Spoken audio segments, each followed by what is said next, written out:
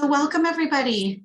It is shockingly December 9th. I can't believe it. It's wow, time is just flying. So we're happy to have you all here for our Niso meeting, and I'm glad the way it worked out that this was a virtual opportunity today, because I just feel like schools are so busy right now and district offices, and everybody's just getting ready to buckle down and hopefully take some time off. So thank you for being here with us today. We should be done around 11:30. So hopefully that is welcome by you. I think that we had said till 12 on the invitation. So you can plan on us being done around 11:30. So we have our typical topics for you today with our ledge update. We're going to kick it off with that here in just a moment. We have Leticia on with us from Sacramento today. We'll have an opportunity to network with one another around anything it is that you're working on, anything that you'd like to get some feedback on or support, or maybe there's something you're really proud of or excited about that you'd like to share with others.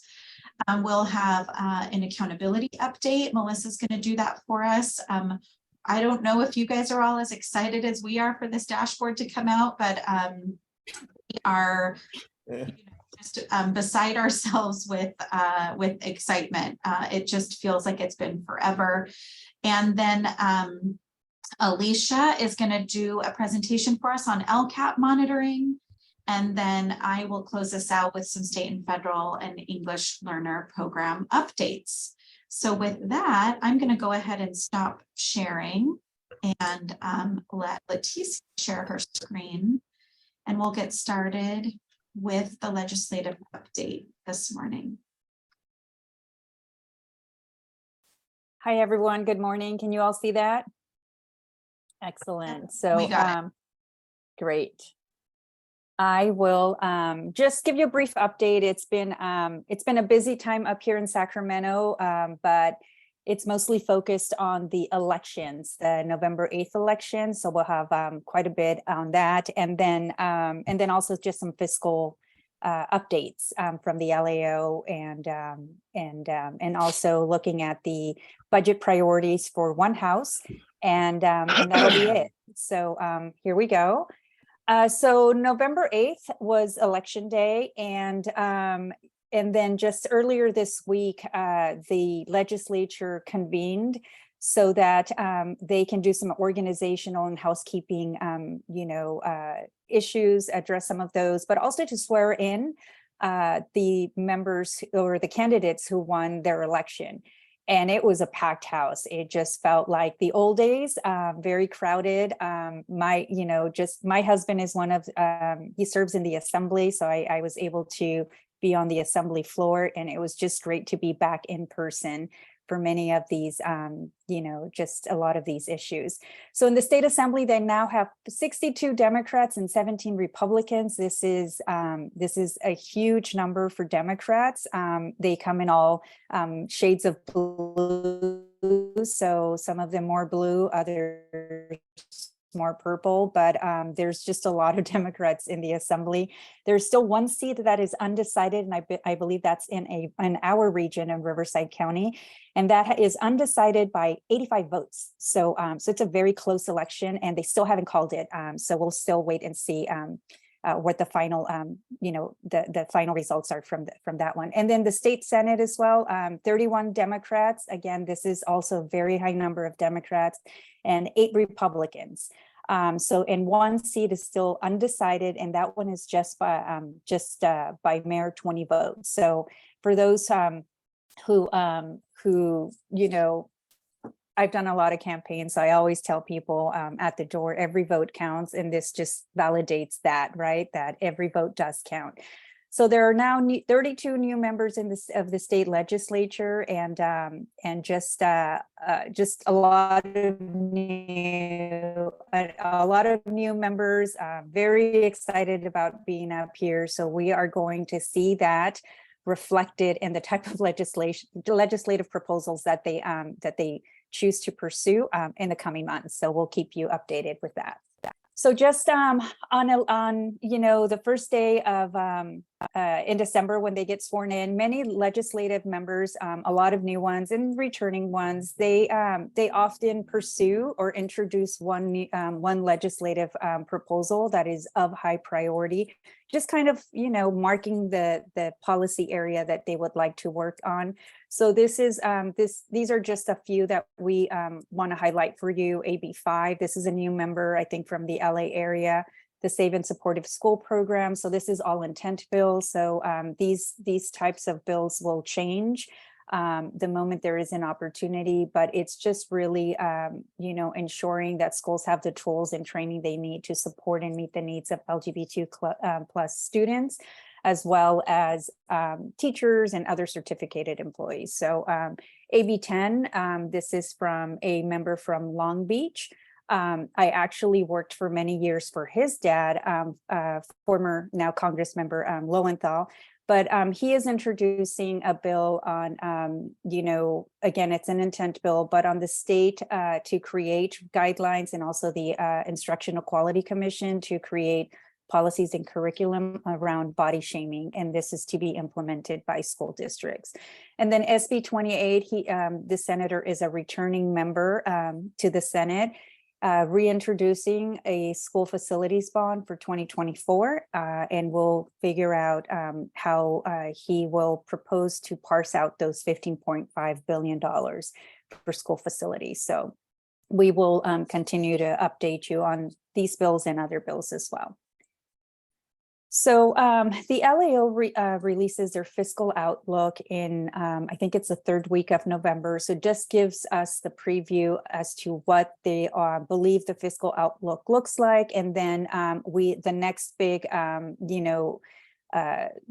issue for us to look at is the governor's proposed budget that he releases in early by January 10th. But this gives us an idea of where that might what that budget proposal might look like. So the LAO is projecting a statutory COLA for 23-24 of 8.73%. And under the current revenue projections, the state could fund 8.4 of that at a cost of 7.6 billion. We all know that our revenue, our economic outlook is looking a little bit softer. Our revenues are coming in lower than the 22-23 Budget Act, but the state does have some cushion to be able to address some of these shortfalls. So again, due to the state revenue collections coming in lower than anticipated, the Prop 98 guarantee would be $2.2 billion lower than the enacted budget.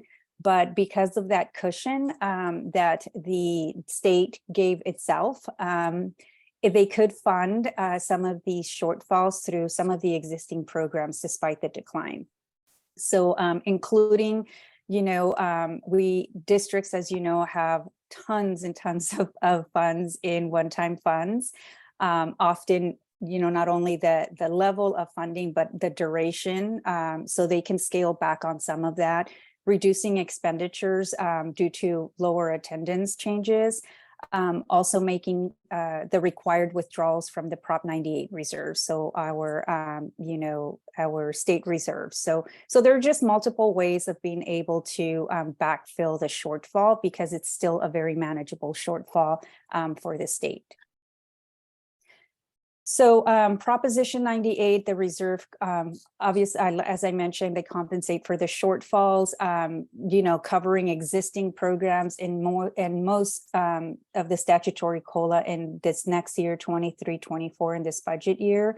And then also, tapping into the reserves, the rainy day fund, to make sure that the shortfall is backfilled from that pot of money. So there are many ways, again, of stabilizing the education funding, not only for the budget year, but for a few more years after that, so that school districts don't see a huge fiscal impact as you are all working on your multi-year budgets.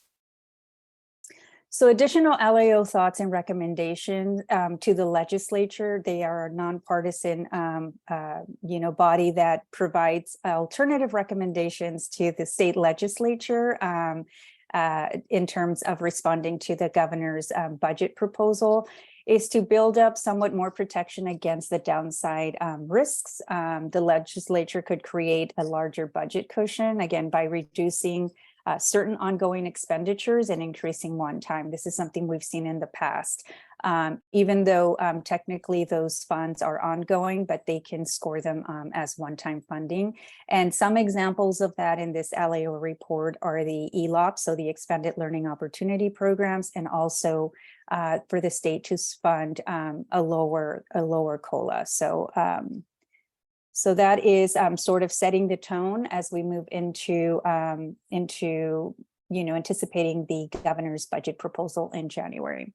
So the state assembly did release their budget blueprint priorities, and this is just something they do at the end of the year. We still haven't seen the Senate budget priorities, but when it comes to education, the assembly is prioritizing protecting Prop 98 and preserve funding for students. So it's preserving, the classroom funding. Also providing certainty to school districts to make the necessary investments, right? So as you are looking to address and catching up students academically from the impacts of the pandemic, it's making sure that districts have as much certainty in funding as possible so you can make those long-term investments. And emphasizing the education, the educator retention and compensation. So this is something that, we're all paying attention to, as many districts are in the middle of bargaining, or as they're preparing to bargain, just the level of compensation that many of the bargaining units are requesting. So paying close attention to that. And then continue the progress on debt-free college. And this is a bill that was reintroduced, and making sure that there's more progress towards debt-free college. So what's on the horizon? The legislature reconvenes on January 4th. And then again, the governor, releases his proposed state budget for 23-24 by January 10th. That's a document that we pay close attention to, and it starts. It just triggers a frenzy of hearings and just meetings and discussions on our end. But it's exciting, an exciting time to just get back to being busy on this stuff. And that's it. So I'll go ahead and just monitor the chat if there's any questions. But just wanted to make sure that we gave you an update. All right, thank you so much, Leticia. Does anybody have any questions for her? There is a question in the chat. That is one, just to clarify, the ELOP could have funding reduced if the revenues do not meet expectations. The LAO is proposing to the legislature that it is one area that they could consider. Remember that the ELOP funding is, I think, it's in the billion, maybe north of $5 billion over many, many years. So they would reduce funding from the out years, so you wouldn't see an immediate impact. But these are just recommendations. Nothing is, we haven't heard right now, haven't heard that the legislature is having these discussions just yet. So we're really going to see where the governor is coming from so that we can, continue to monitor and insert ourselves in conversation, not only with all of you, but also at the state level. All right, any other questions? Well, along with that, so the revenue is 2.2 million below the anticipated amount for the budget. Correct. It's projected to be 2.2 lower than what's in the 22-23 budget. And one way to offset that is through a combination of things, right? Reserves, scaling back on ongoing commitments, making them one time, just to give the state to give itself some breathing room to address future years of maybe lower revenue. But all in all, we've heard that education budgets will be stabilized not only for budget year, but out years because of these tools that the state has.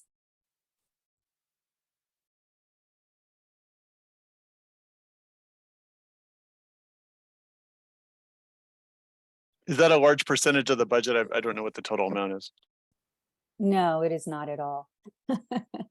Like Not in at all. like in the 1% range or less than that? I'll have to double check, but it's a very small percentage of the Prop 98 budget. Yeah, so it's a very doable number to backfill.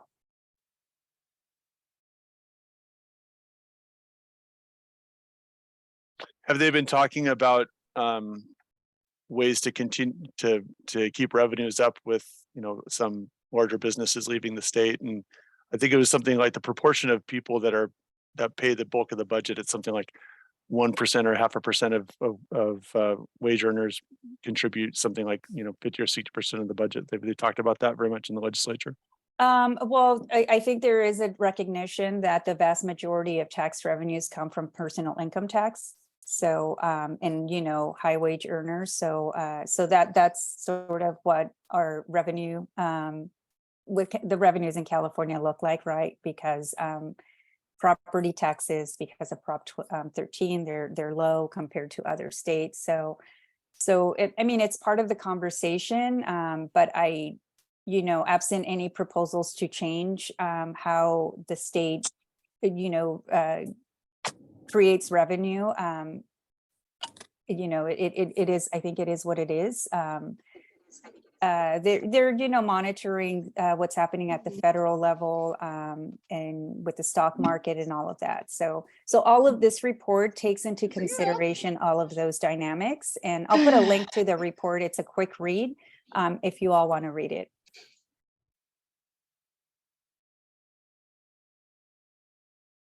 All right, thank you, Leticia. All right, let's move on to our network times. So I have Alicia waiting in the wings to set up some breakout rooms with topics that are suggested by you all. So let's just give you 10 or 15 seconds of think time. And then if there's something that you want to chat with others about, please just unmute, and Alicia will make a breakout room with that topic. And we'll make up to 8 topics if you'd like, and then we might have a couple of open rooms as well in case anybody just wants to chat about whatever.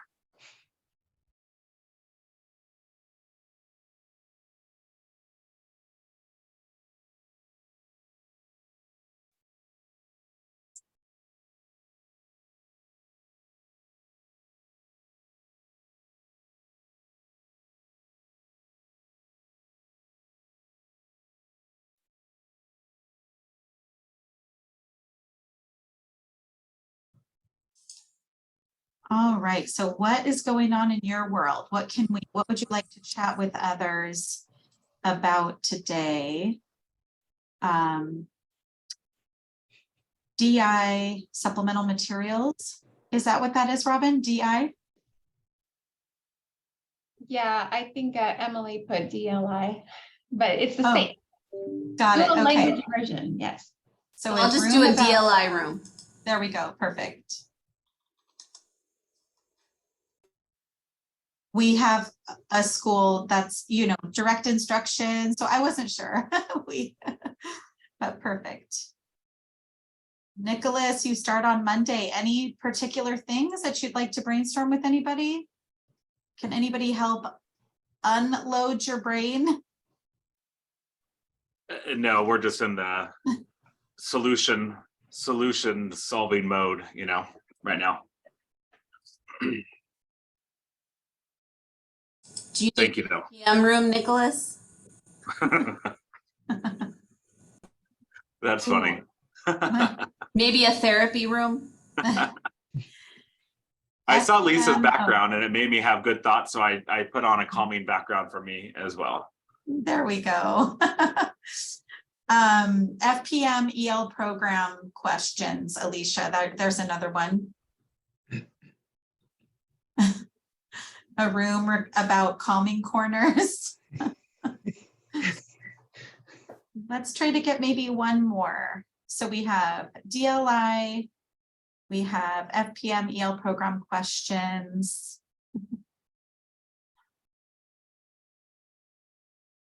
I'm from the URL, I'm gauging that this is an activity for kids, but my guess is this is applicable to all of us, Nick. Calming corners for adults. Yes, I need one in my house. Yeah.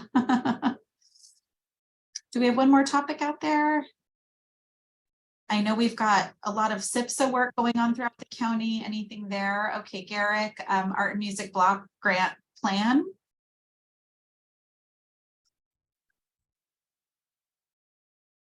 Any questions or SIPSA processes maybe that anybody would like to talk about or brainstorm?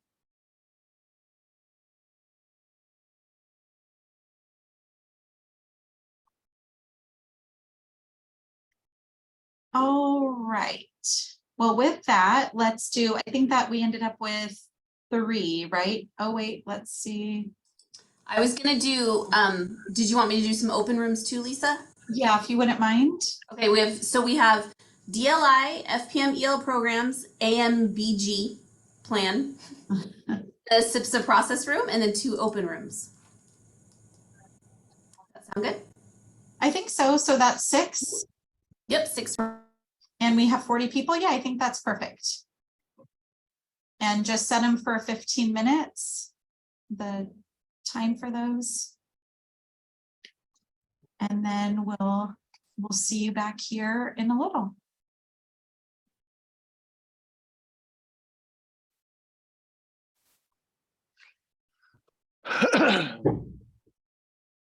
Lisa, someone in Yeah. our group was talking about FPM, and FPM recommended to that school, and it was Ochoa, but I don't remember her first name, that Diana. they do SIPSAs twice. That they approve their SIPSA in June and then approve it again with carryover. So I just wanted to mention that because I hadn't heard that before. That was a practice that we had in Hemet. I'm not sure if Hemet is still doing that, but where the plan is approved before the fiscal year starts July 1, but then when we get the actual allocation and the carryover and all of that, that we would submit revisions in, I think it was November. So thank you for sharing that, Lois. And the last time we were audited, they explained the same thing that you just explained, Lisa. Thank you, Patty. All right, I think with that, we are ready to turn it over to Melissa. All right, thank you. I'll go ahead and share my screen. And we're moving into our California School Dashboard update. So the first few slides are all going to be a review. We know that we've talked about this at prior meetings and at other network meetings, but our dashboard will only be displaying our outcome data in status only. And this year we will have our academic indicator, English learner progress indicator for priority 4. We'll have chronic absenteeism and grad rate for priority 5. And we'll have the suspension rate state indicator for priority 6, plus all of our additional local indicators that are met and not met. But we will not have the CCI this year. And that's because some of the elements of that were missing in the prior years. So they weren't able to publish that.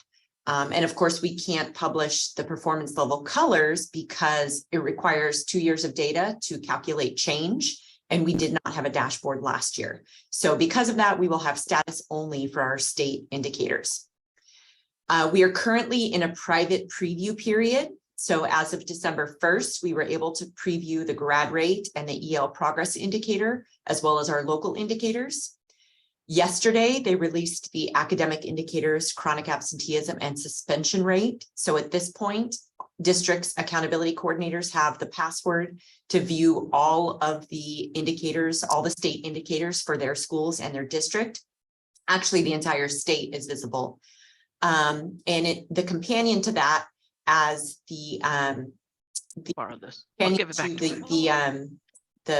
dashboard indicators, we have the dashboard technical guide, which is now broken up into mini guides. So each indicator has its own guide. So as you're communicating about the dashboard results and or communicating about the ways in which the data is utilized to develop the indicators, those mini guides will provide you with the information regarding each indicator.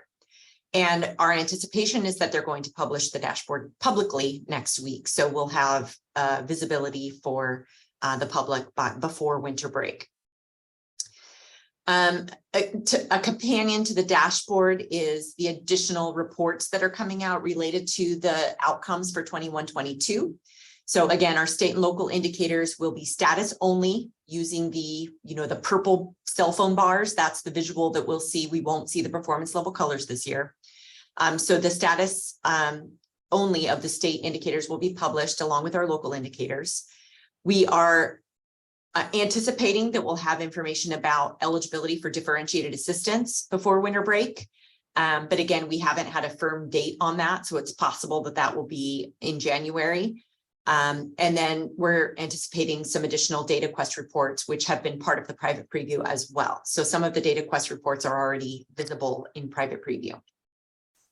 In January, that's when we will learn the assistant status for our CSI and ATSI schools. So those of you that are supporting schools that were previously identified as eligible for CSI or ATSI, it is possible that some may no longer be eligible, and it's possible that we have new ones that are identified. So that assistance list will come out in January, and we're hoping to have some, I don't know, estimates of that prior to the state level identification. Our challenge is that the way that the state identifies is that they identify until they get to the lowest performing 5%. And so there's different criteria. We have, all very low, and one of any other color. So we don't know where the cut point will be for when they stop identifying schools. So we're trying to prepare a summary of that we can then communicate with each district and say, we anticipate that there may be, these schools may be identified on the assistance status file.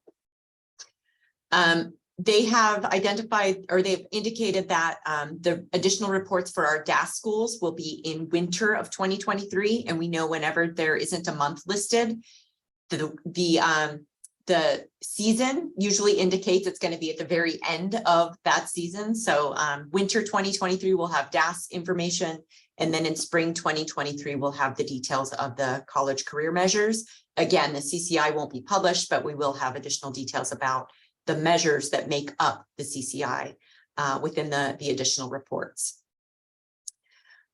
We have developed a variety of support resources for each of the indicators. I know this is a lot of content on the screen, but on the next slide, there's a link to be able to access this. But what we were hearing from districts, whether it was when we communicated with our superintendents back in October, and through our LCAP workshop, which we talk a lot about, how are we using our outcome data to inform our LCAP actions?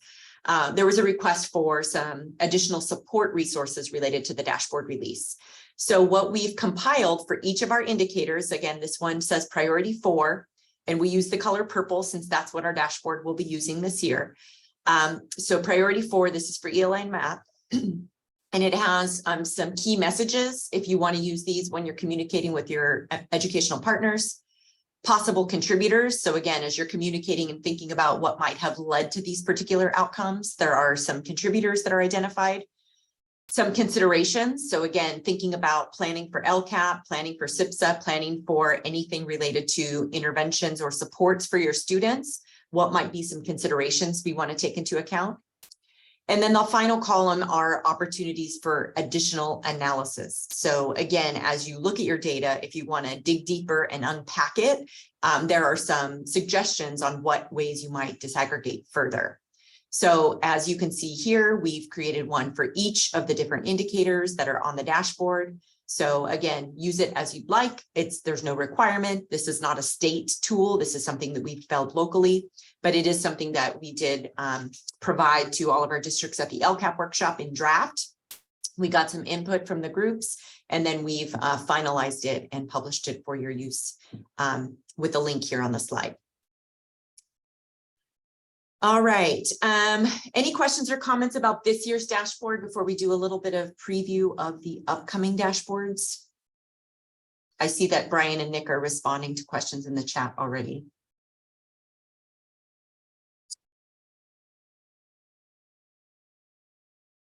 All right, so just a kind of a sneak peek of things that we can anticipate in the future. I know we don't even have this year's dashboard public yet, but as we look forward into future years, they're going to continue to develop the accountability.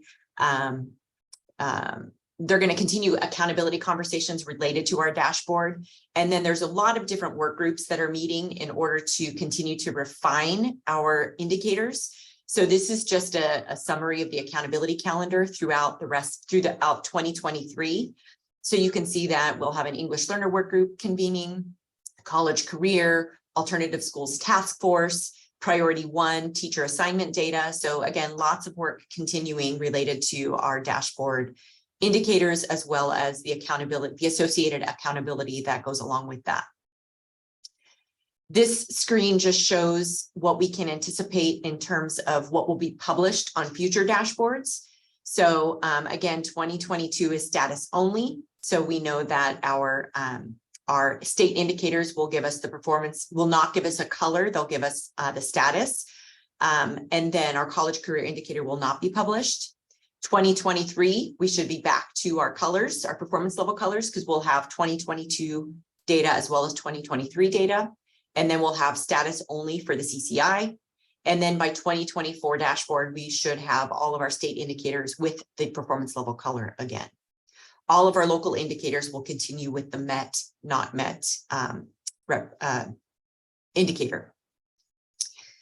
And then here is the ways in which the state will continue to work on each of the indicators. So I'm not going to read to you, but in the presenter notes, so if you have the Google version of the slides open, there are lots of details in the presenter notes about each of these different indicators. So we anticipate some developments in the science, the CAST results being connected to the dashboard. Again, whether that will be published directly as part of the academic indicator or whether it will be linked to external sources of data, that's all under development as they collect CAST data over the next few years. They're still working on the ELA and math student growth indicator, which again, not sure if how that will be combined as part of the academic indicator. They're still investigating some of the details regarding the elements of the CCI. The LP, we know that they are looking at change cut scores because we still haven't gotten to a point where we can measure 2 years of data compared to the growth of a prior year. So that's still under development. And then of course, DAS and local indicators are still under development as well. So that is a summary of what we can anticipate over time. And I think we're going to go into breakout rooms to, again, just chat about trends you're noticing in your local data, because, you know, we know districts have access to the preview. Any concerns you might have about data and what that might communicate to the public. And then questions for us, as well as any ways we might be able to support you in the rollout of the dashboard and in communicating with your community. So I'm going to stop sharing. And then Alicia, are you doing breakout rooms? I've got it. Okay. So I have everybody here, and if somebody could though copy the prompts into the chat really quickly before I launch them. Perfect. Thank you, Melissa. All right, we'll see you back in 10 minutes.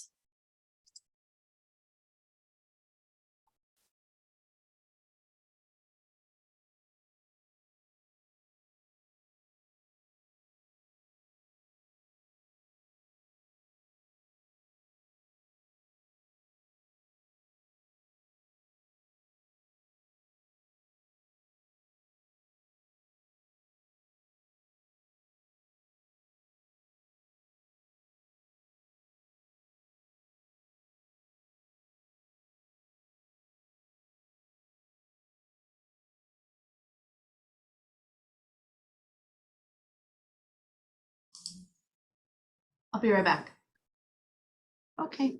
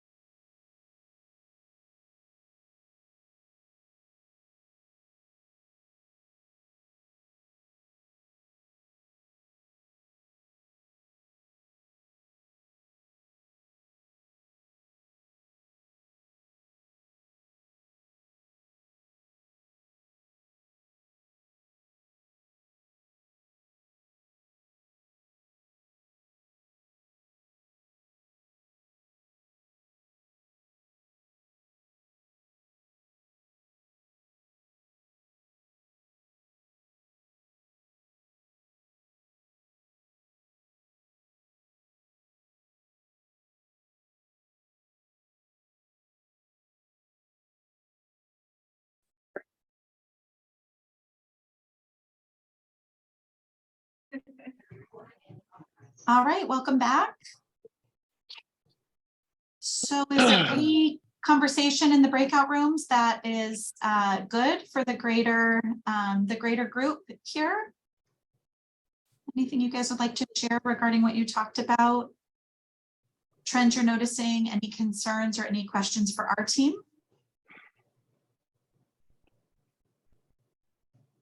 Yeah, I'll share. I think we kind of focused in on attendance, and we didn't really have a ton of solutions, but we did have some concerns. Of course, attendance last year there was a very high chronic absenteeism, which is explainable for a number of reasons. And we're a little bit more concerned going forward that some of the families and students have gotten used to not attending as frequently, or being very cautious with keeping kids home when they're a little bit sick, or being used to that independent study, that they can go on trips during the school year and things like that. So just, I guess, getting support on how to refocus families on, the new expectations coming out of the pandemic, and making sure that we can get that absenteeism, because of course the student groups that had high absenteeism also had lower test scores, and when you come to school, you're able to learn more effectively. So.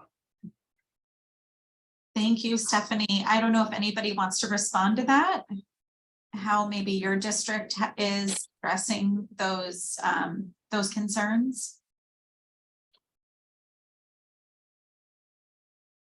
Lisa, in our group that I was a part of that group.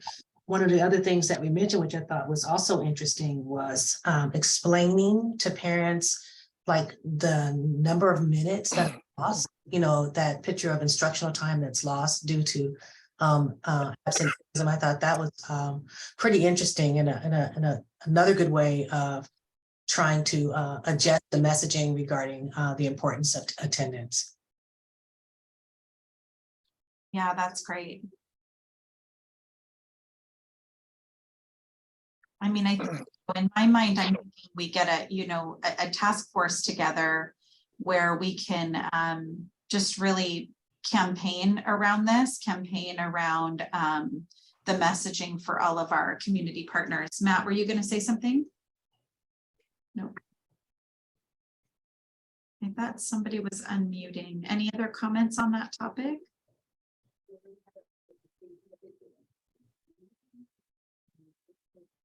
All right, well, with that, let's go ahead and take a quick break. How about we come back? It's 10:06, so let's say at 10:15. So we'll take a break, take your eyes off the computer, get up, stretch a bit, and we'll see you back at 10:15.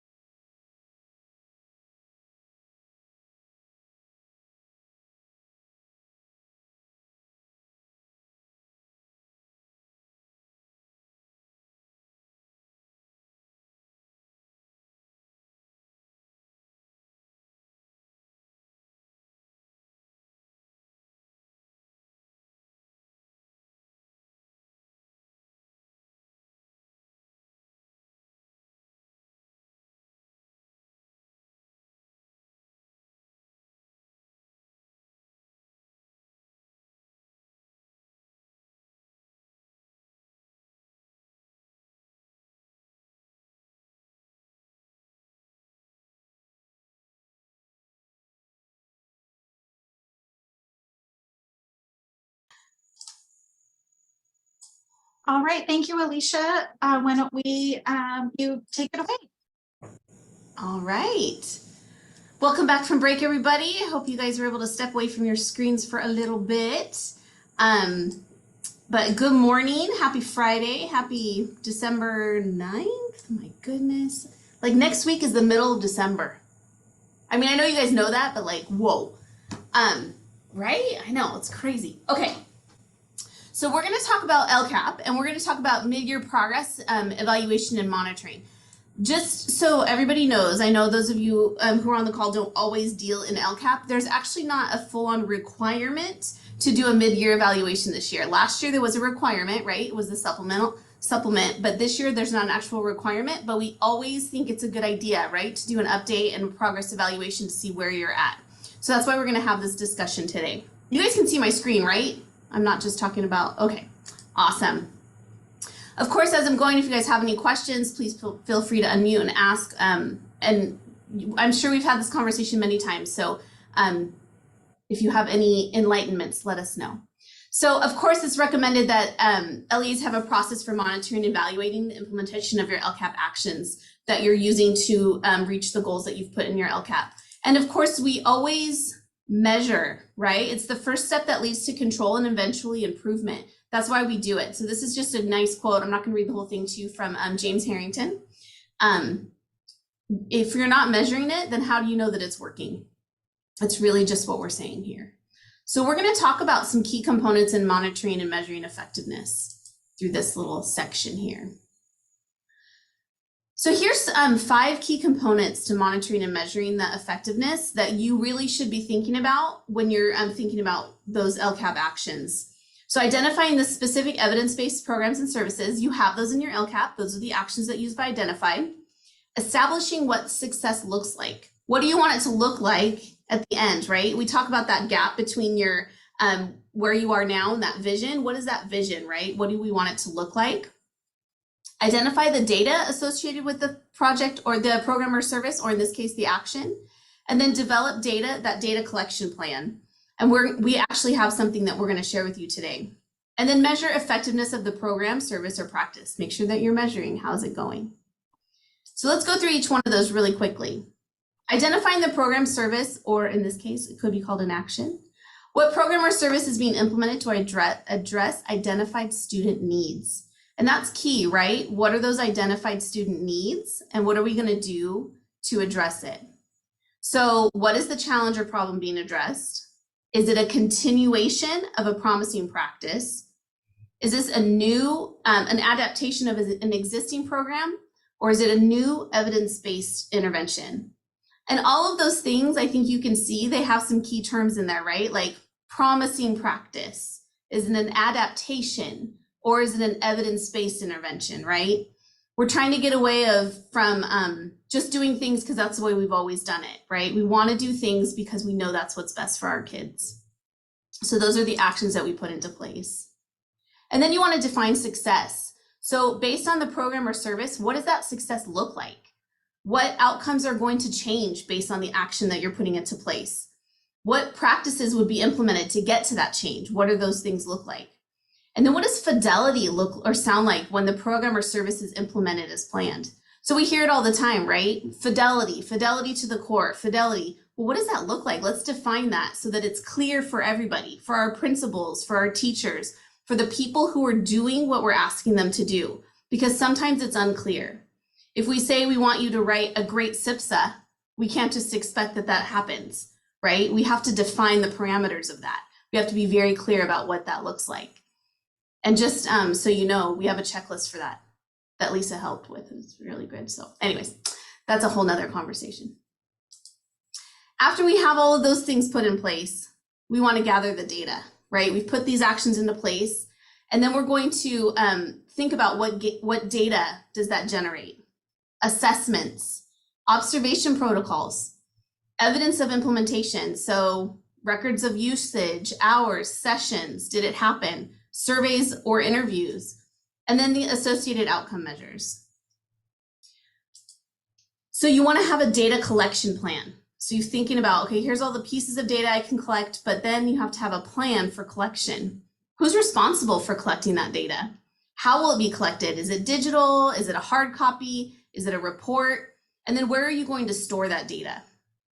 Nowadays, we're so blessed, right? We have Google Docs where we can create something where everyone can put something into. You know, we met with a district the other day where we were talking about in a classroom, you might just have a spreadsheet in front of you where you're doing check marks to collect data, and that's fine. Whatever it works for you to collect data on whatever action you've put into place. Just make sure that you have a place where you can put everything together so you can have those critical conversations. And then where you want to store that data, because you might need to refer to it later. And then after you've collected the data, you need to have a conversation about it, right? What to measure the effectiveness. To what degree is the program, service, or action successful? So go back to that first definition that you created, that vision, right? This is how we're going to know that it's successful. Have the identified outcomes changed, and to what degree? Did they get better? Did they get worse? Were the practices implemented? And then what level of fidelity was achieved? So making sure, was it done how we wanted it to be? You know, did the checklist work? Did the way that we wrote it out work? So thinking of all those things. Any questions on those steps? I mean, it's pretty basic. It's things that we know, but sometimes we forget in the shuffle, right? Because there's so much going on. Excuse me. Lisa, go I just want to add, Alicia, for our LCAP writers that might be in the room today, this shouldn't all fall on the shoulders of one person, because we know that these LCAP programs are spread throughout multiple divisions within our district or within multiple units. So this shouldn't fall on the shoulders of the person writing the LCAP. We want to divide and conquer. So when Alicia said a slide ago, like, who's going to be responsible for this? There should be many names on that list. That shouldn't be all. I mean, it would, it's not that it shouldn't be, it would be impossible. I mean, it's too much for one person when we look at the millions of dollars that we're spending. So we really need to tap on the people that are overseeing each of those items in the LCAP. So there should be lots of names on this list, not just one person.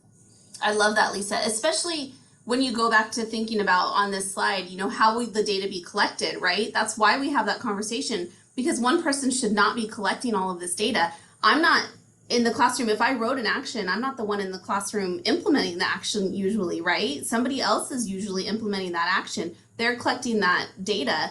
There should be a spot where they're putting it, and then somebody else even might be putting it all together to make it readable or usable for somebody else. So it should not be one person. There's no way. This is a huge document that speaks to lots of students and lots of kids and lots of money. It needs to be a group effort. Everyone should be involved. We talk about it all the time, right? All of ed services and your fiscal department and your special ed department and your everybody, maintenance and operations, everybody should be working together on this. It's a large task. Good point. So, what mechanisms or systems, right, can be put into place to ensure the LCAP is implemented and monitored? So not just implemented, like things are getting done, but that they're getting done correctly. Based on impact, are strategies adopted, adapted, or abandoned? So you want to select a monitoring tool with clear metrics for each strategy and action. Those metrics can be in your LCAP, right? You write a lot of metrics in your LCAP. So use those if that's what works for you. If there's some other things that you want to add, that's fine too. Whatever is going to measure the success of the action that you envisioned.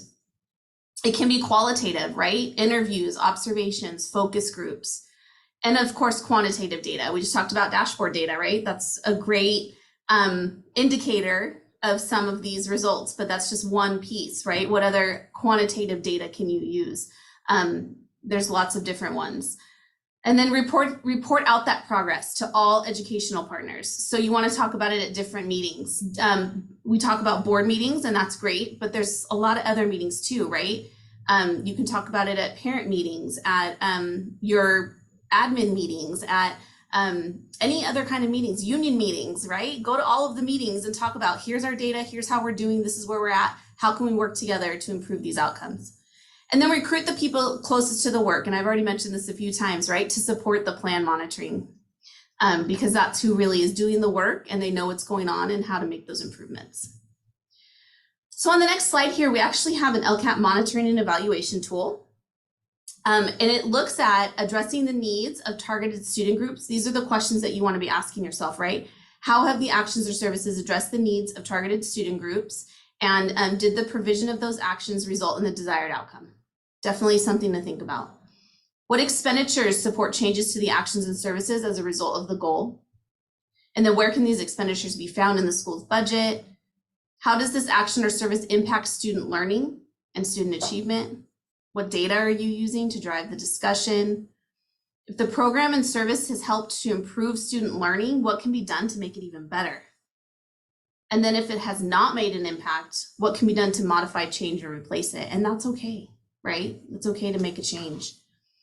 The tool's actually linked right there for you if you want to have access to it.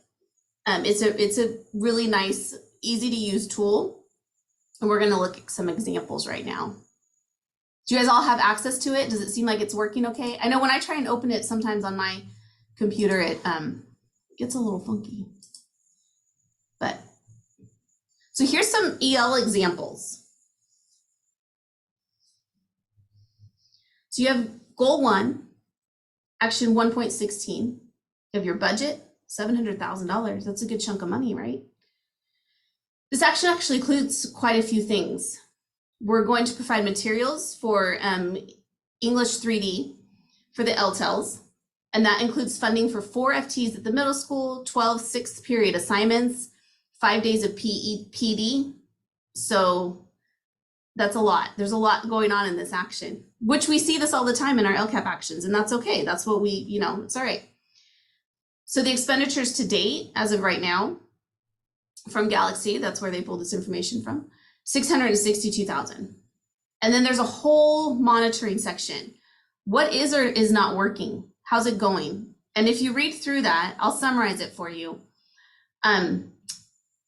They're talking about reclassification, and overall for the district, it's 17.2%.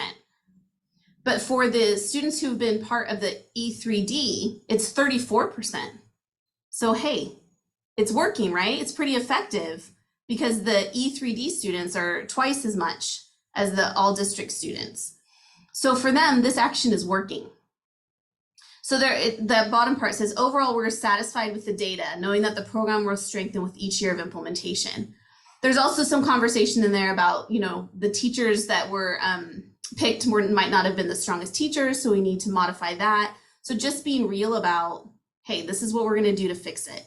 So then on the last column there, the pink salmon color column, just having the conversation of what are we going to do? Are we going to continue or discontinue, and why? We're going to continue the action, but we're going to modify it.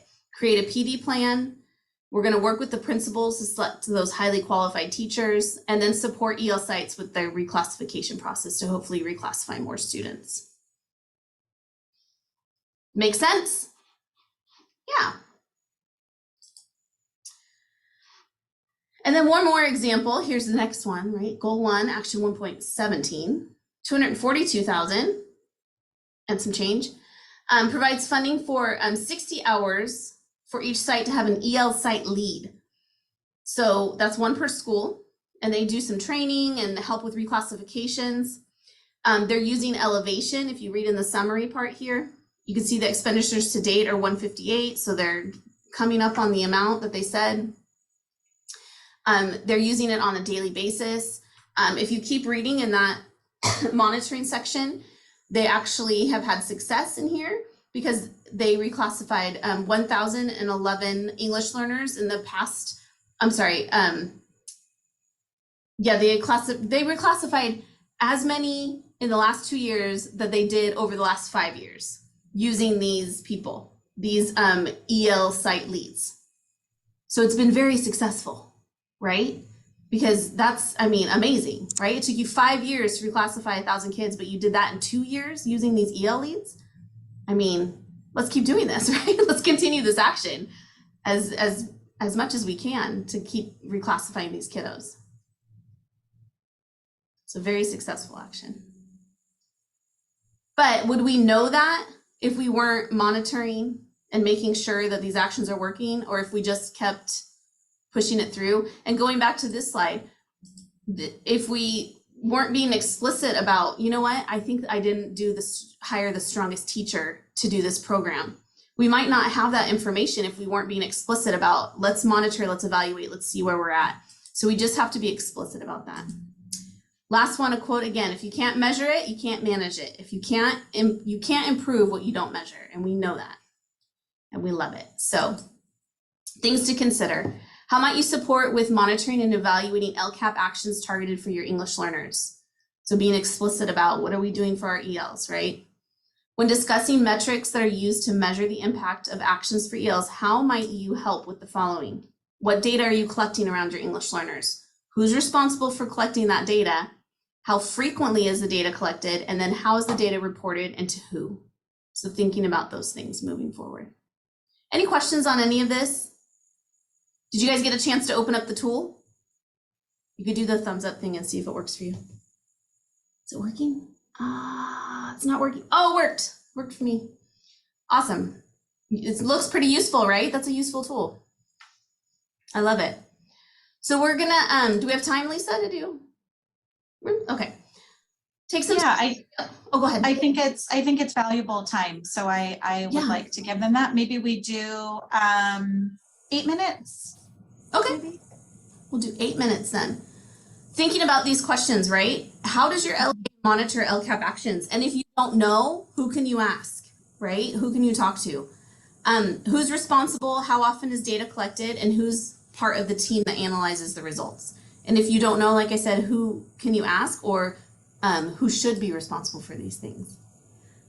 All right, do you have breakout rooms ready, Lise? I do. Awesome. Okay, 8 minutes.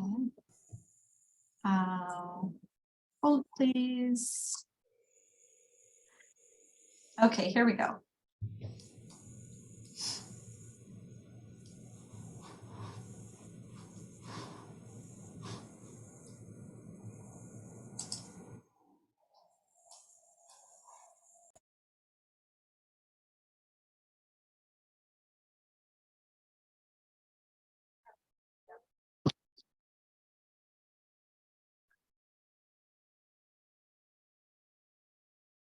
Oh. All right, welcome back. Is there anything that you'd like to share with us regarding what was discussed in your breakout room? Any challenges you're experiencing with this, or does anybody already have a really good system as to how they monitor their LCAP?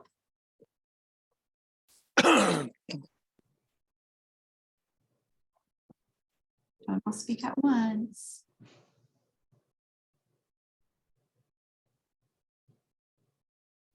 So, good morning, everyone. We monitor our LCAP very similar, Lisa, to the spreadsheet that you were sharing with us. We have a spreadsheet, a book of spreadsheets, and we send this to each department with their actions and the amount that they have budgeted for their actions, and then they complete their items, their actions and services for that portion of the LCAP. And we just monitor and make sure everybody is completing it. Great.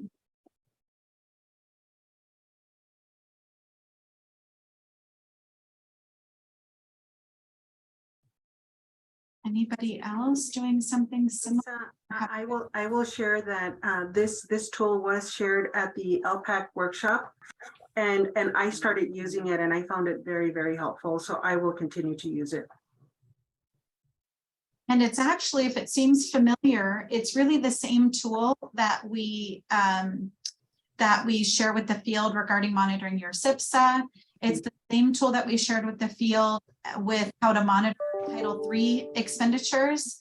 So it really is, we're not doing anything different depending on, the type of funding that we're using. We're really doing the same thing, monitoring to ensure that our expenditures are meeting the goals of the grant or the funding source that we're using to pay for it. So we would love if anybody in the future, maybe towards the end of this year, has some samples. We really would love to add to our bank of samples here. So if there are some actions that you just feel really proud of, you know, the monitoring system that you've come up with for it, monitoring the implementation, monitoring the impact, et cetera, we would love for you to share those, you know, maybe if it's not the whole thing, but there's one action in particular that you're really proud of, even if it means that the result of monitoring means this wasn't effective, right? Because we want to see those examples also. I was working with a principal lately, and they said, well, the data I'm going to put in there isn't going to look very good. It's not going to look good for this action. I said, well, that's great. It's not great that we spent money on something that didn't have, you know, achieve the desired result, but that's wonderful because that tells us we shouldn't spend this money again, or we need to tweak this action in some way. So we don't just want those examples of actions that are going really well out in the field, but is there anything you're monitoring that's telling you, you know what, we need to change course. This isn't resulting in the way that we thought that it would. So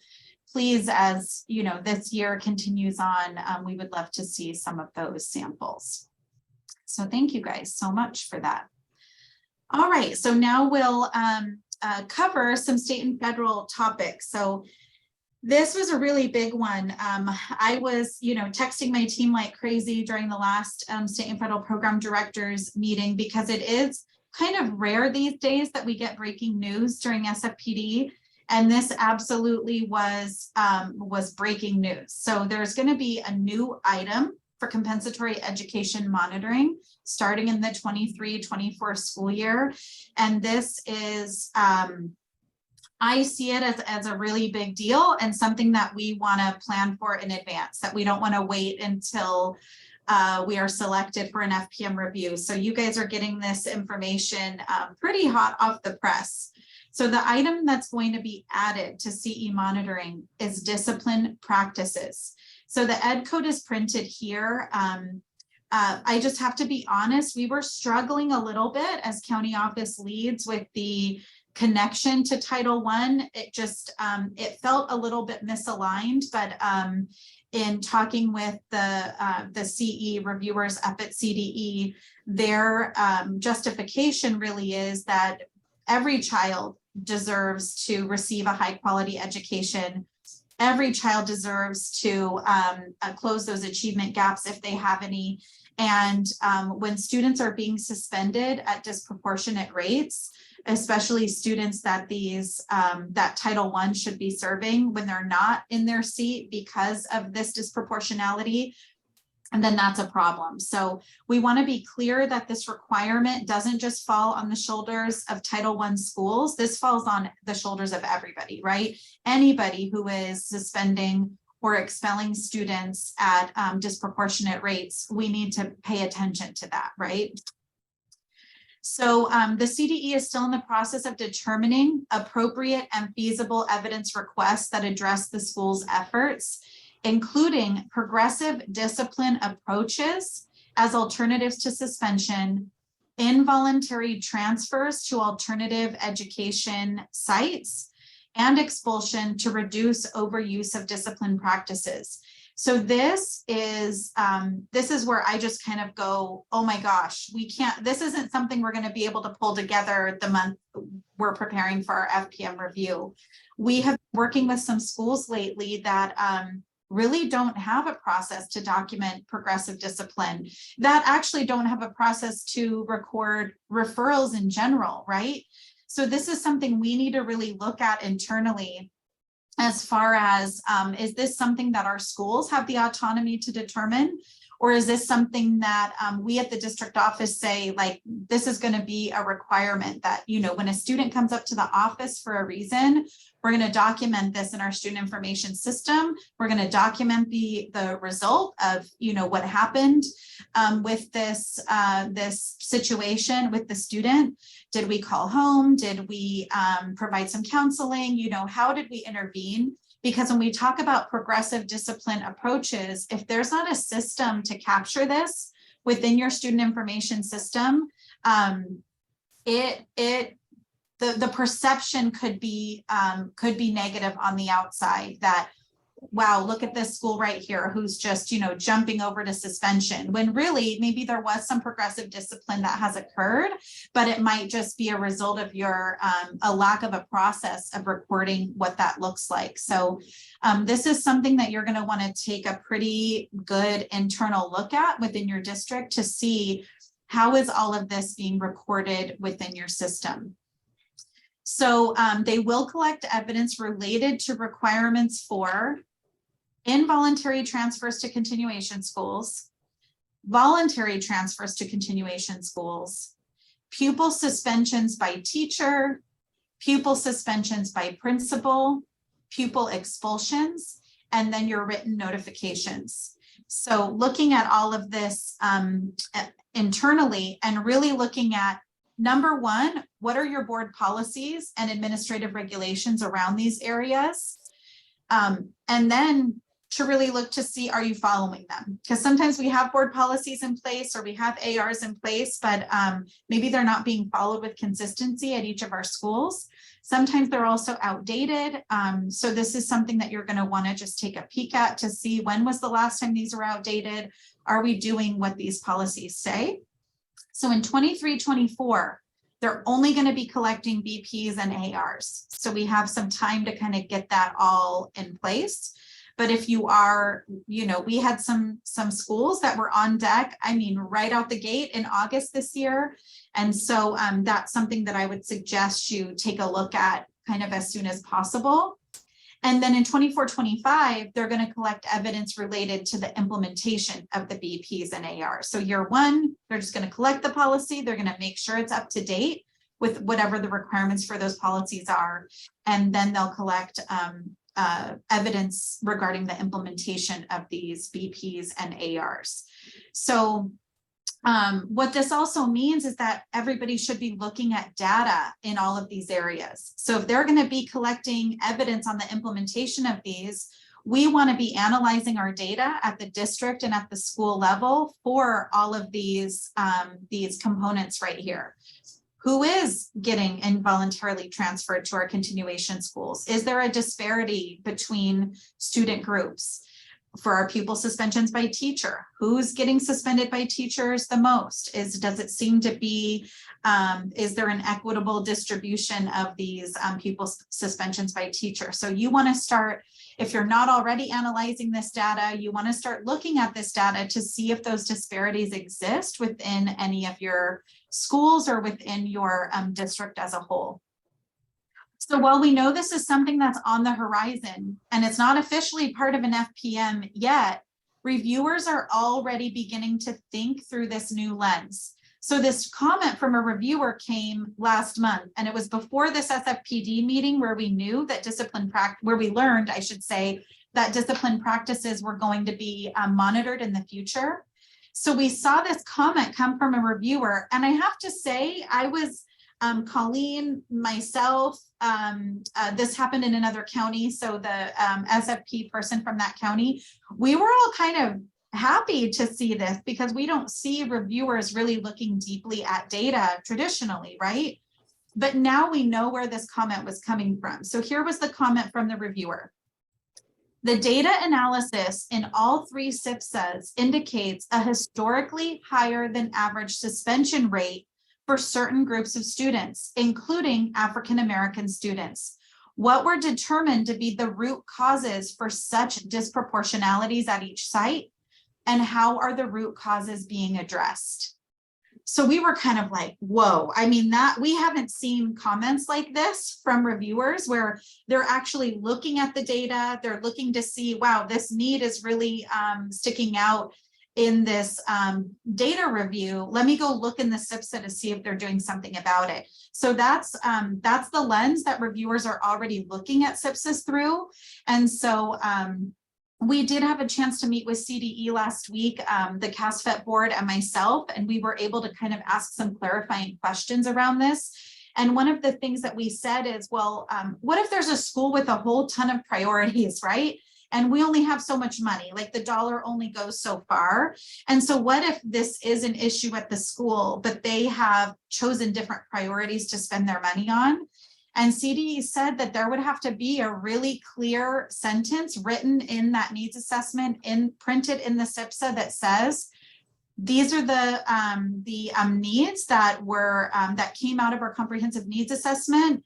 However, at this time, these are the needs that we are choosing to prioritize. So acknowledging that the school is aware that this is an issue, but then kind of explaining how those priorities were determined, and really explaining that at this time, we don't have the resources to put towards this. So it's going to have to be really clear. Just saying, you know, to a reviewer, oh, we just chose not to do that this year, isn't going to be enough. They're going to want something really explicitly written into the SIPSA. So so it's kind of a big deal. This is not a practice that we're used to. So it is, I'm just looking at the time right now.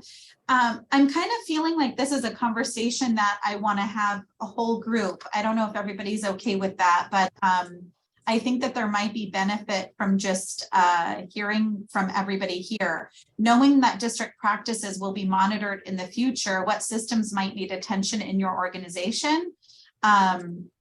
Also just like, are you worried, or what comes to mind when you hear about this? So anybody just feel free to mute, and we'll have a whole group discussion on this topic.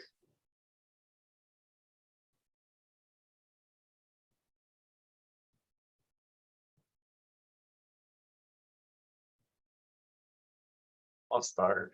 Oh, I'm thanks, not Garrett. too worried about it. I think for the most part, we are addressing our needs, especially when it comes to discipline. The part that worries me is if there's a sentence that says that that's what we're doing specifically. It's more of just the SIPSA has actions, and we probably need to tighten up our SIPSA a little more. Yeah, I agree, Garrett. We're seeing in some SIPSAs, they're doing, we see a lot of culture and climate actions. I would say that's, gosh, if I had to put a number on it, I'd say, you know, 99% of SIPSAs have a goal around culture and climate. You know, generally it's an academic, a culture climate, and maybe like a parent engagement, and then maybe a fourth goal around something that's a little bit more specific. So we do see a lot of culture and climate actions. I would say just based on the SIPSAs that we read, we're not seeing anything like specifically targeting the disproportionality, like that really, they say, oh, suspension is, our suspension rate increased, but we're not necessarily seeing a data analysis down to the student group level, acknowledging that there is this disproportionality. So that's, it's kind of just like down to another more granular level that, that they're gonna wanna see. Most of our efforts in that regard are more at the district level. I mean, we're putting staff at the sites, but that staff isn't funded through a SIPSA. There's not enough Title I in the world to pay for all the therapists and counselors. On it could be, but there isn't. Right. And I think that would be a perfect, that would actually be a perfect explanation, right? To say, this is an issue at our school. The LCAP is currently addressing this issue through, and then you could list the actions in the LCAP for the services that the school is directly receiving. We see, I don't know consistently, but we see mention of LCAP actions and SIPSAs, not line by line, but more kind of in the front matter of the kind of telling our story and the services that we're providing. So anybody else kind of feeling like oh my gosh, we have a lot to do with documenting progressive discipline? That's where I kind of see a possible room for growth.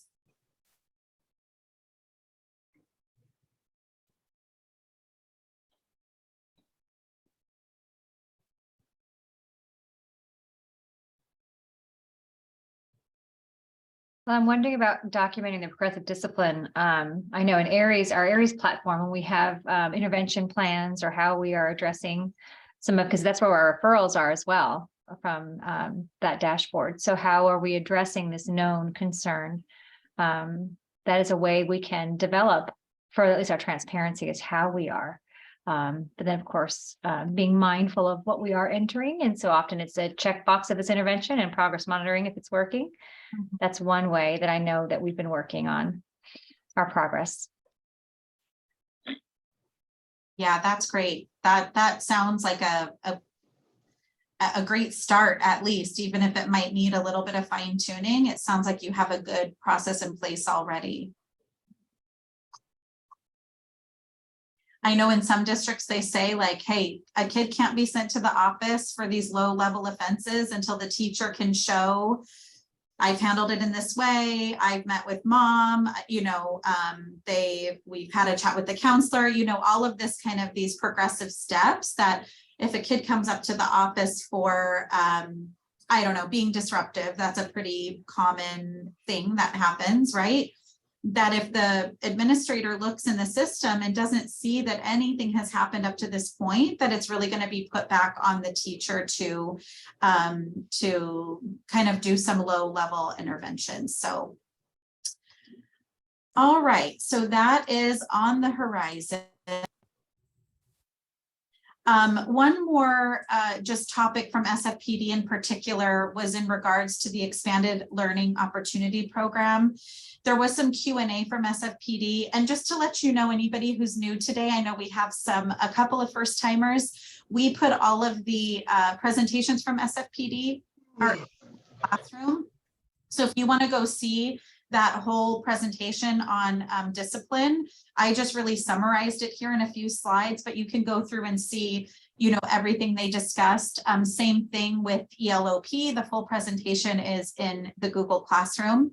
But I like to pick up some of the Q&A that isn't necessarily included in the slides. So there was an interesting question from somebody where they said, what are the consequences if we cannot offer ELOP to all unduplicated students?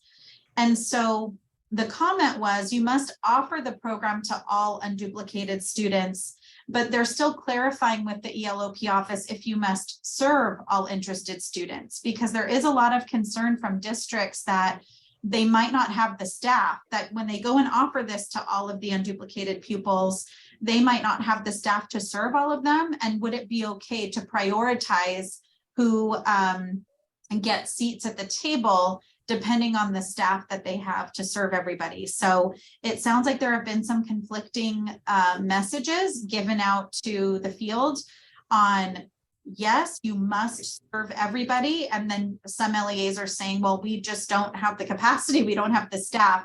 So what is the consequence going to be? And then we've also heard from some others that their interpretation is, as long as you offer it to everybody, you can just serve within the capacity of, you know, serve the students to the capacity that you're able. So we are clarifying with the ELOP office. As PASFEP, we sent a clarifying question up to CDE on Wednesday, but still haven't heard back. I don't know, Brian, or if anybody else on the call has any more clarification to that. Are you talking about this school year, Lisa? No, next school year. Next year. Yeah, next year. It depends on your LEA's unduplicated pupil rate. So there's different requirements if you're under 75% or over 75%.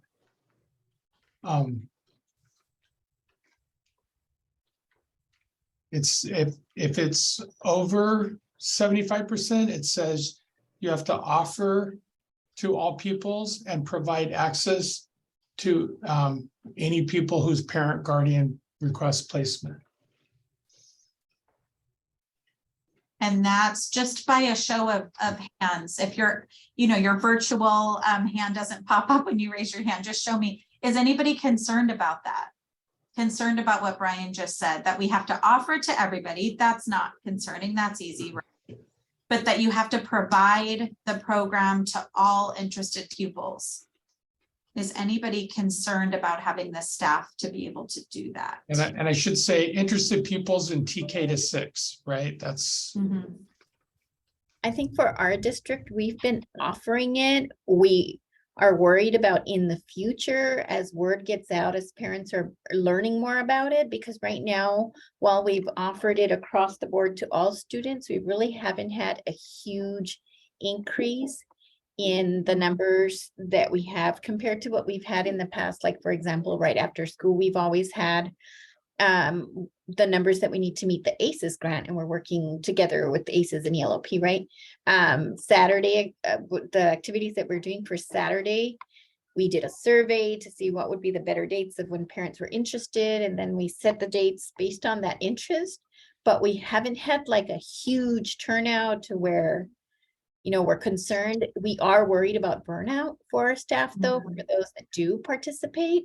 But we haven't had these large number of students where we, you know, are worried about that. We think that will come as parents understand that this is completely up to them and their option, though. Yeah, thank you, Patty. and I will say for districts that are under 75%. Yeah. It's the same requirement, but limited to unduplicated pupils. So you must offer to all unduplicated, and you must serve any unduplicated pupil who requests access. Now, of course, you can optionally serve more, but the requirements are limited to unduplicated pupils at that point, if you're under 75%. Okay, thank you, Brian. Another question from the chat was, is there discussion of these funds not being ongoing in the future? And CDE responded with no. Right now, they're talking about the funding rate having at least 3 years of consistency. Will 22-23 funds be able to be carried over to 23-24? And that was a real hard and fast, quick response. No. No carryover from this year to next. Lisa? Yeah. That may be an error, because in AB 185, they allowed carryover from this year to next. No way. Yeah, so they allowed last year carryover to this year. So 21-22, you could carry over to 22-23. And you're allowed to carry per AB 185, carry over this year to next year. What you can't do is last year carry over to next year. So it was only a 1-year carryover from last year to this year, or this year to next year. That's black and white in the law in AB 185. Yeah. Well, and it's funny because they were black and white in their response Friday. So I don't know if maybe they confused, that they were talking about last year. But maybe. Yeah. Okay, so we'll edit this slide to reflect that. So 21-22 funds cannot be carried over to 23-24, but 22-23 can be. Yes. Okay.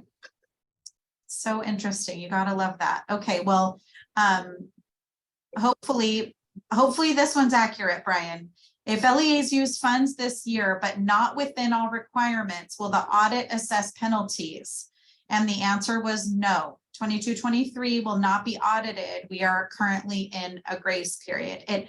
To me, it begged the question, well, what are people using it for that's not within the requirements? But that answer was no, that the audit is going to begin next year. That is correct. So okay. Last year was originally a grace period year. You were supposed to implement this year. And then through AB 185, the budget trailer bill, they extended that grace period, if you will, through this year. So there really isn't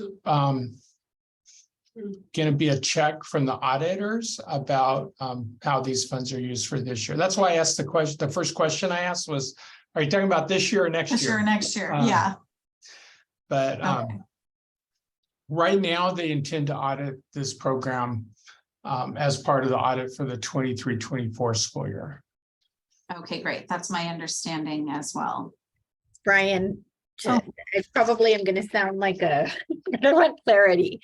So, and for my sense, I think I'm not grasping. So anything we do this year, if we're audited next year, will not apply to the audit. In terms of the ELOP grant. Yeah, they're not adding anything around the ELOP funds to the audit guide until the 23-24 audit. Which, actually occurs like, September, October of 2024, looking back on the 23-24 school year. Okay. So right now, these funds, you've got time to get your plan, things in place. Get it and together, get it people straight. staffing up and all that. Okay, thank you. All right, thank you, Brian. Maybe on the backside, Brian, if you wouldn't mind just changing the answer to this third bullet so that it is correct. Yes. All right, so let's talk about EL programs. So we were really fortunate to have Joe Nieto from Early Learning come and speak at our Niso meeting. So that was great. But we just want to bring this back to the forefront to remind you that this now becomes mandatory. It's no longer optional. Beginning on January 1st, 2023, we have to be identifying our preschoolers as dual language learners or not. And so there's a link to the full presentation that they did at the Bilingual Coordinators Network a couple of weeks ago. There's also a link to the management bulletin that details all of these requirements, including the survey and the interview questions that are needed. So as part of this, I wanted to show you this here. I thought I had a slide about it. I'm so sorry. In my mind, I'm like, I'll just click on this. So what I wanted to show you was down here, what the actual verbiage says. So if you scroll down right here to the timeline for implementation. So remember when he first came to talk to us, it was optional. They were encouraging contractors as much as they are able to conduct the family language instrument or obtain English learner designation documentation at enrollment. And 2, to conduct the family language and interest interview for any identified dual language learners within 30 calendar days of enrollment. So that was when he first came to talk to us. So for January 1, 2023 and beyond, it's now not an option anymore. So they have changed a couple of pieces of language in this management bulletin. You'll see that it has a little lowercase a next to the number now. So now it's 22-04A. because of these updates that they've made. So I want to show you, sorry, close your eyes for a second while I scroll. So a couple of the changes is that it used to say no later than the first day of attendance, because sometimes the day they enroll, well, probably quite often, is not their first day of attendance. That has now been changed to no later than upon enrollment. So there's no messing around here. When they come to enroll their child, it is an expectation that this survey is administered, but then you still do have that 30 calendar days of it, within 30 calendar days of enrollment to conduct the family language and interest interview. So that was one change that they noted. And just that it's, it really is a must right now. Contractors must determine. So I just wanted to see, since we have had a little bit of time between Joe presenting to us and today, has anybody started this process, and can anybody give us insight as to, how you rolled this out and just any roadblocks you hit, anything like that?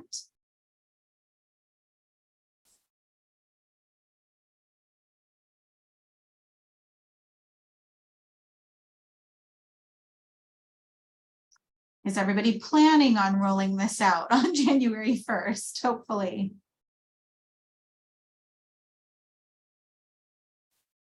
Do we feel that our folks in early education within our districts are aware of this? I guess awareness is the first key. Like, do they know that this is coming down the pipeline? You can just nod maybe, or give me a heads up, or a thumbs up, sorry. Yeah, Diana's saying yes.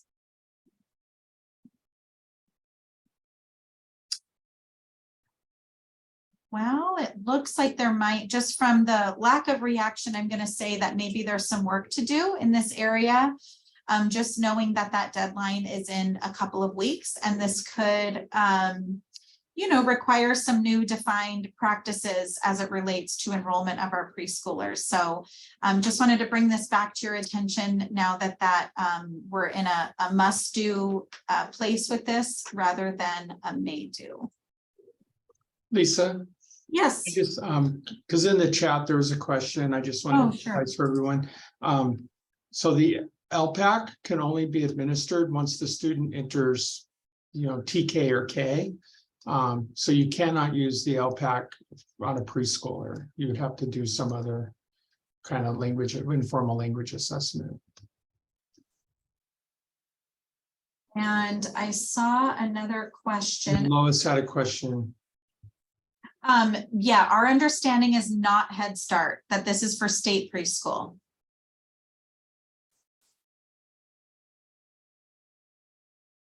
And, but what this is, you know, we talked about this last time, but I'll just say it again. To me, what's really exciting about this is, especially as it relates to our preschoolers with disabilities, because it is a really great opportunity to set up some practices for holding those transition IEPs in a meaningful way where we know who's been identified as a dual language learner. Let's make sure they go officially enroll in kindergarten and get officially, get that TBD status assigned to them officially before we have that transition IEP meeting from preschool to TK or to kindergarten, so that we can talk about appropriate accommodations, modifications, the appropriate assessment for that initial assessment for them when they get to TK or kindergarten. Because for sure, we'd want to have these conversations with any of our preschoolers that are now identified as dual language learners. Again, let's make sure they enroll in kindergarten officially before we have that transition meeting. Enroll, but don't get assessed yet. Assign those accommodations, modifications, choose the correct assessment for them, so that initial LPAC is administered in an appropriate way. So many of our initial LPACs in kindergarten for students with disabilities are administered with no accommodations. The regular LPAC is given instead of the alternate LPAC. So this really is a good opportunity to tighten up some systems as it relates to our preschoolers with our dual language learners in preschool that also have disabilities. All right, so there was a little bit more on UPK in preschool. Just a comment from the presenters was just really consider having someone from the EL department on the LEA's UPK planning committee. You know, sometimes those committees are happening absent an English learner expert, and it would be great if EL needs could be considered as UPK planning is rolling out. There was an organization that presented at BCN called Advancing Evidence Improving Lives, and they partnered with First Five and did some research on dual language learners in preschool. And I thought the findings were worth sharing with you. Hopefully this link works. It takes you right to the box drive where the BCN materials are located. So I was hoping that wasn't password protected or that you didn't need an account. So hopefully that works for you. If somebody wants to click on it and let me know if it gets you there, that's great. It's also in our Google Classroom if you wanted to access it there. It has the word AIM, A-I-M, in the title. But what the findings told us was that there was a commitment to bilingualism that was present, but they didn't see the implementation of this mindset. Most of the preschool teachers that were part of the study use an English-only model of instruction. There was consistent use of valid and reliable assessments in the students' first language. When there was more home language use in the classroom, students performed better on preschool outcome measures. So I really loved that finding, including oral comprehension in English. So when they use the students' home language in the classroom, mainly Spanish in this research study, the preschoolers performed better on oral comprehension in English. Teachers who received more DLL PD exhibited more favorable attitudes about bilingualism, confidence in supporting dual language learners, and were more likely to use evidence-based instructional practices for teaching DLLs. So it just begged the question, what type of PD do your preschool teachers and instructional aides receive to support dual language learners? So I don't know if there's anybody that wants to unmute who feels like they're doing a good job in this area. Is there anybody who's on with us today who knows that in their district, their preschool staff is receiving PD surrounding DLLs?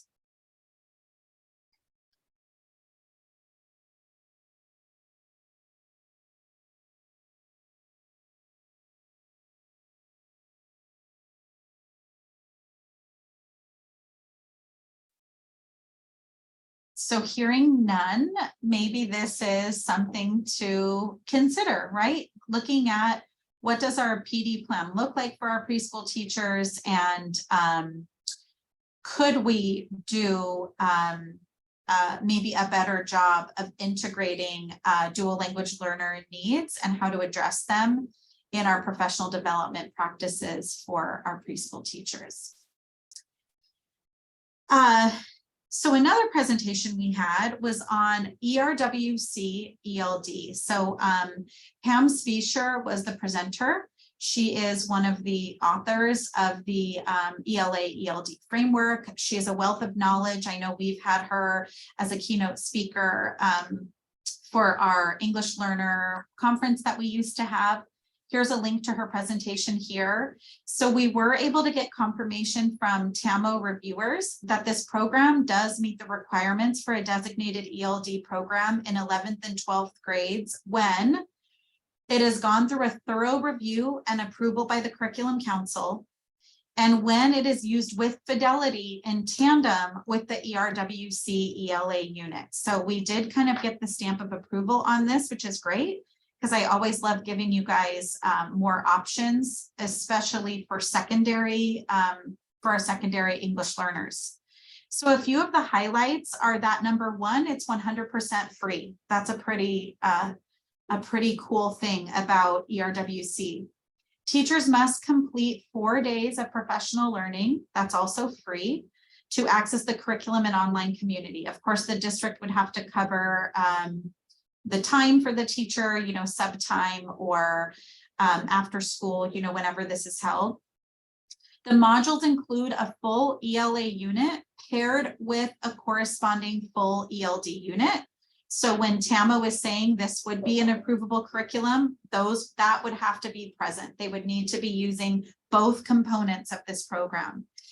It is an evidence-based, rigorous grade level curriculum, and all activities address the ELD standards. It features contemporary topics, culturally relevant texts, and culturally responsive pedagogy. It prioritizes collaboration, student talk, and student voice.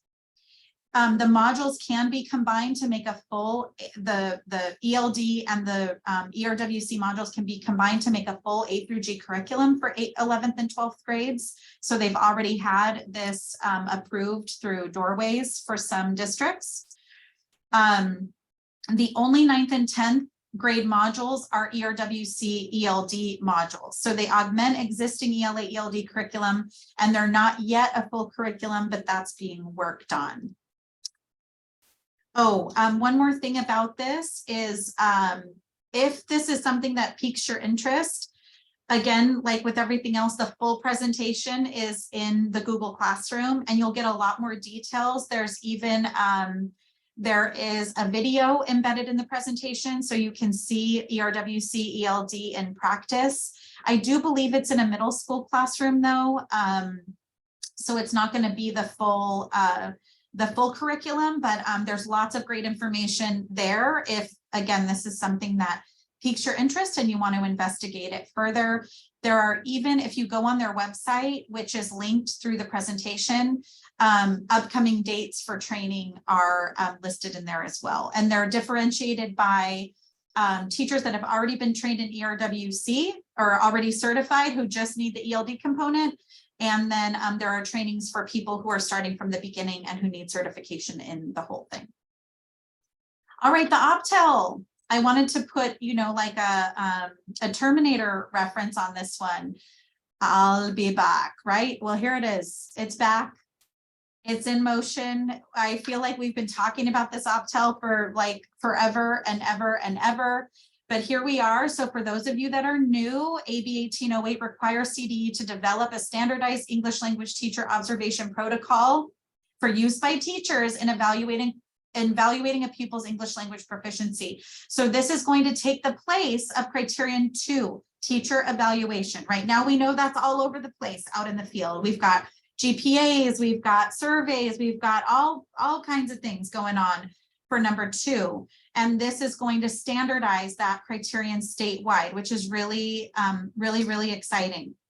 So how does it meet legislation requirements? It is the use of the Optel is to support teacher evaluation during reclassification decisions. It uses additional uses include formative assessment, parent consultation, teacher preparation training. It will be used by all teachers for all English learner students. And then Optel validation and standardized guidance supports standardized implementation statewide.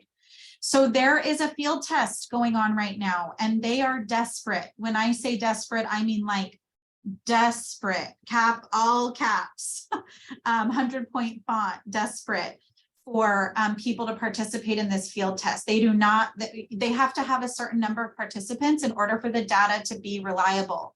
So please, if you would consider having some teachers in your district participate in this opportunity. It does give you a chance to see the Optel. You could go kind of be the fly on the wall while this is happening and kind of peek over the shoulder of the teachers.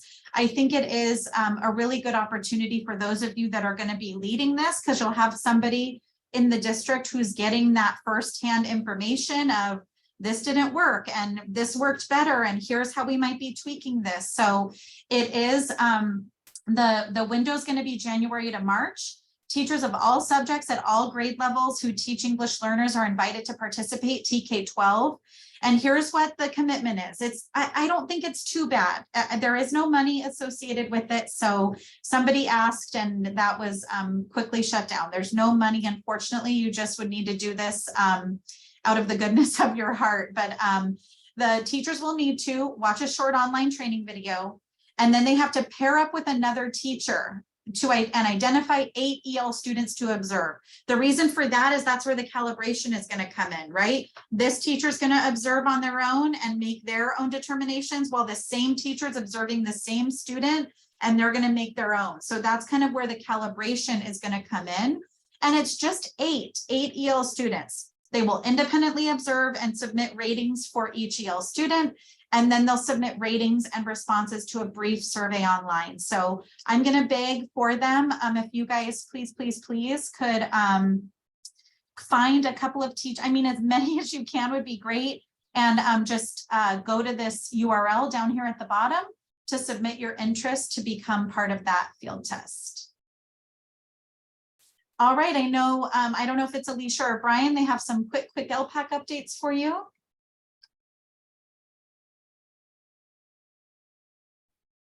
Or I could do them too, whatever you want. I'll do it real briefly. Okay. So just a couple quick reminders, not really any new information for LPAC this meeting, but just a reminder, the primary ordering window closes next Friday. So or the following Monday, I guess, but so make sure you get your primary orders in. The deadline for LEA certification technically already passed for summative LPAC. So if you've not done that yet, make sure that gets done. And remember, there's a separate certification for alternate summative LPAC. So make sure you get both of those done. And then finally, just a reminder, some of you may be selected for second scoring for summative alternate LPAC. So if you got assigned Form 2, you're probably on that list. So if you didn't get the email or don't remember if you got the email, you can check your form assignments at the links provided. Thank you, Brian.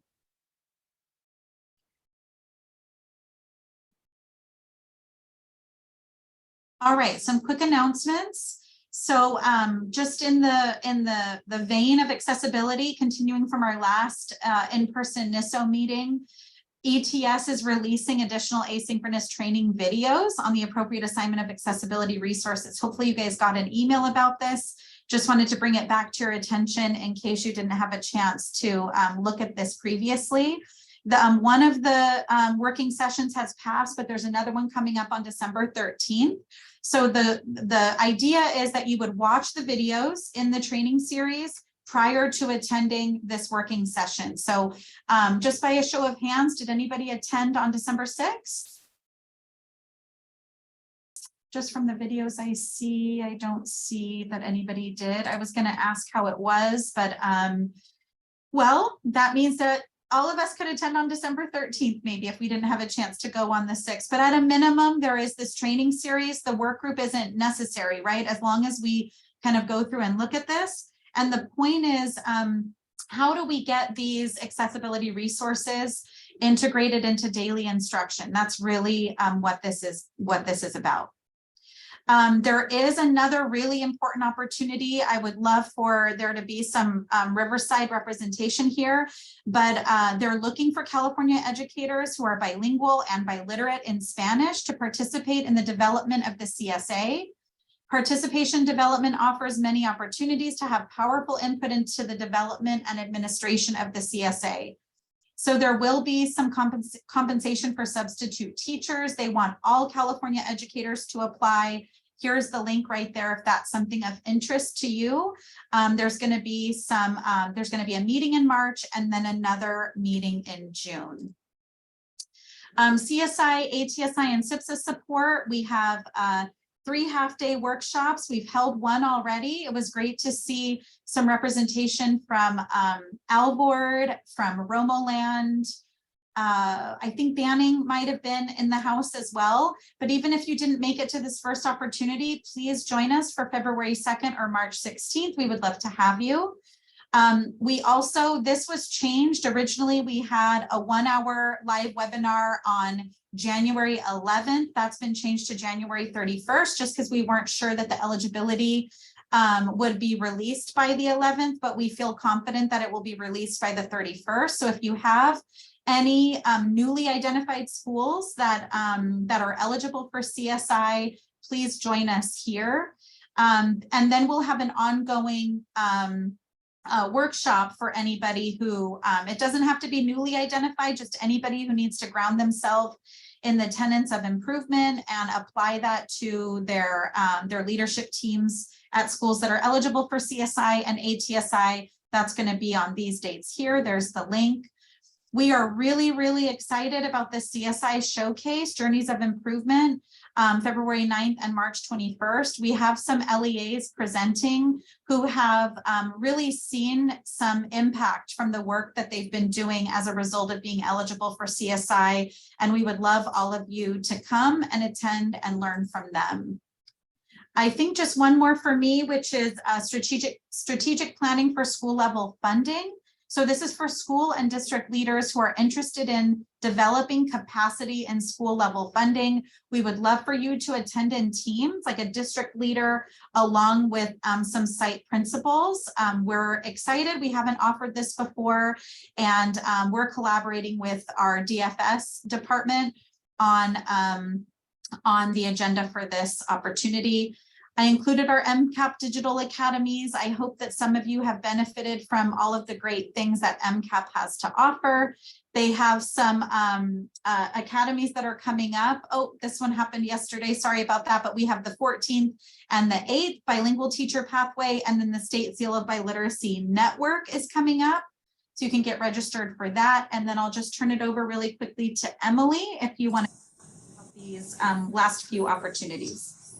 Yeah, hi, good afternoon. Lisa referenced earlier Terminator about I'll be back. So I'll reference an infomercial and say, but wait, there's more. So a couple of quick announcements and things to participate as we continue to support your instructional staff and our English language learners and dual language immersion. Have a couple events coming up, the C6 Biliteracy Framework with Jose Medina. If you're wanting to send a team, please be sure to register, as there is a capacity on that. and we are not able to extend that capacity. So be sure to register if you're interested. You have teachers that want to participate in a DLI teacher network or community of practice. We would love to have them, or with the leadership network with San Bernardino. I do want to also highlight our instructional assistant network. This instructional assistant network does meet 3 times a year virtually, but we are having our first in-person session this coming Thursday, so December 15th. We would love to have your instructional assistants come and learn about the topics I put in the chat. We have connecting LPAC to instruction, early childhood development, and supporting students with unique needs. So if you have instructional assistants of any kind that you would like to have them receive some professional development, it is during the day, so that is a factor that we have to consider. It is 12:30 to 3:30 here at Riverside Office Education Conference Center. If you have any questions about that, feel free to email me or send me, call me or whatever, and I will assist you in that. The next slide, thank you, Lisa, does show an event coming up in January. We have another DLI showcase happening in Jurupa Unified School District at Stone Avenue. This is a great opportunity for you to bring your DLI teams to come and see the practices of other sites in our county. So we would love for you to come join us. That also does have a capacity. So if you are interested in bringing a team to that, please be sure to register as soon as possible. On the next slide, I already mentioned Jose Medina and the C6 lesson planning framework. Please register for that if interested. On the next slide is the Footsteps to Brilliance teacher training.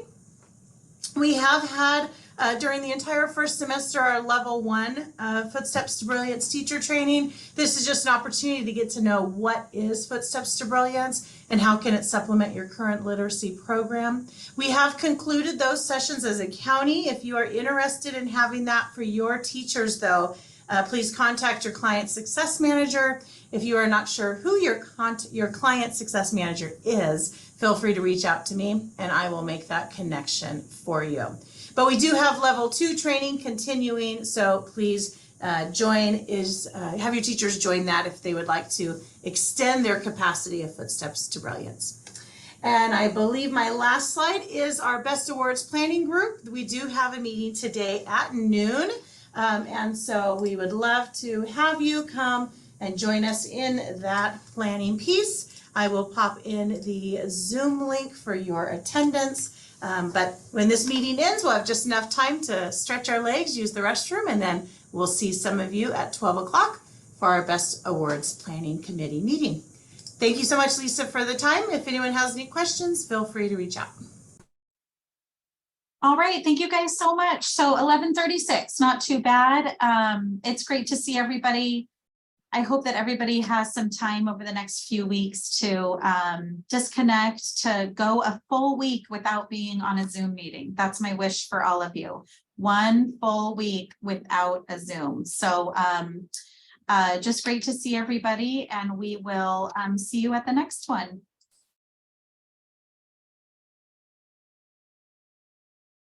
There's so much to do. I've gotta finish up the list. I'm rolling up my sleeves. It's time to make that yearly trip. They call it Christmas Eve.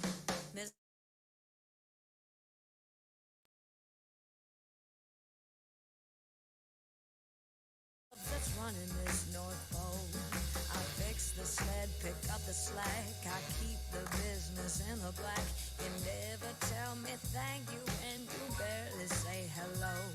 I guess I've had it up to here. I'll really be relieved. How are you, Martha? Come this Christmas Eve. Myself, sorry about that. That's Have okay. a wonderful Christmas and we will see you soon. Bye-bye. Bye. In the absence of any questions, I'm out. Bye-bye. All right, bye everybody. I have a quick question for Brian, sorry, before you log off. Okay. Okay, bye, Emily. Did you guys clarify the SARC? Sorry, I stepped away from my computer for a second to talk to Amanda. We haven't talked about it yet. Okay, so there were questions that were coming up in the chat about the SARC, Brian. Yeah. And we don't know if that would be worth doing as part of the accountability and assessment update during RCAN next week. Just where we are with that. Districts were asking about, is it going to be pre-populated this year? When is the web application going to be open? We might have to inquire with CDE to get answers to those questions. We see that the Word version of the template is available online, but the web app says coming soon. So they were wondering when that will be. Okay. I'll make myself a note and follow up on that. Okay, I think that was it. Sorry, I just wanted to make sure to not forget that that came up today. If, oh,